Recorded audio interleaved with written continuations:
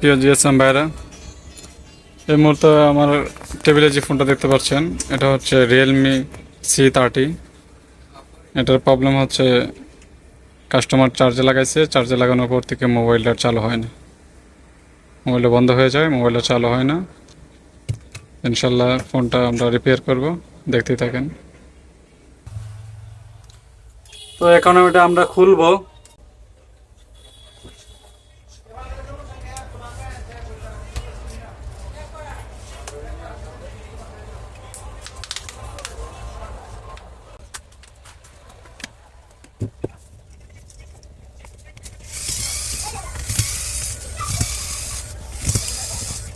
ফোনটা ইনটেক, এখন তো খোলা হয় নাই, দেখতে পাচ্ছেন ফোনের যে স্টিকারটা। এটা চার্জ সম্ভবত 42% ছিল, 42% অবস্থায় ফোনটা চার্জ দিয়েছিল, তারপর থেকে সকালে ফোনটা অফ।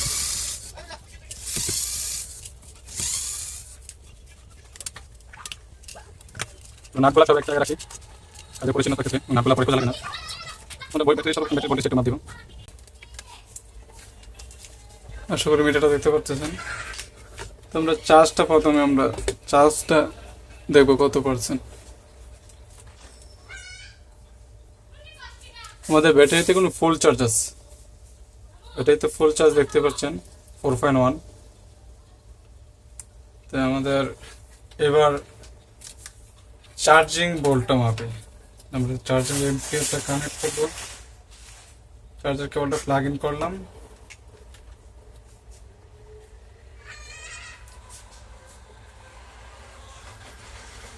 ওই ভোল্টেজ আসে আবার ছেড়ে দেই।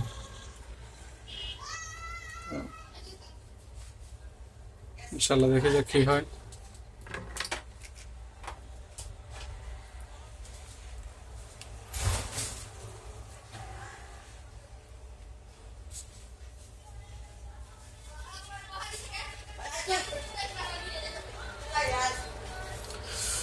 বন্ধুরা দেখতেই পাচ্ছেন, এটার মূলত চার্জ থাকাকালীন বন্ধ হয়ে যায় আর মোবাইলটা আর চালু হয় না। কাস্টমার বলতেছে যে এটার ফোনটা চালু হয় না, চার্জ হইতেছে। দেখতে পাচ্ছি এটা চার্জ হইতেছে এবং ফোন চালু হয়েছে। বর্তমানে 82% চার্জ আছে। ইনশাআল্লাহ আমরা মোবাইলে রান করবো, মোবাইলে রান করি।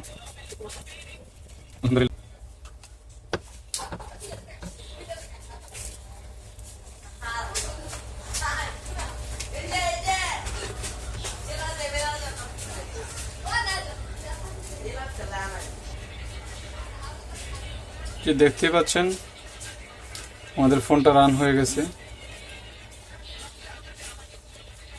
লাগাইলে চার্জ হইতো না, কোনো সিম্বলে আসতো না, প্লাস এটার যে প্রবলেম ছিল ফোনটা অফ ছিল। কাস্টমার বাসা ছিল যে চার্জে লাগানোর পর থেকে ফোনটা অফ হয়ে যায়, ফোনটা চালু হয় না। ফোনটা আপনার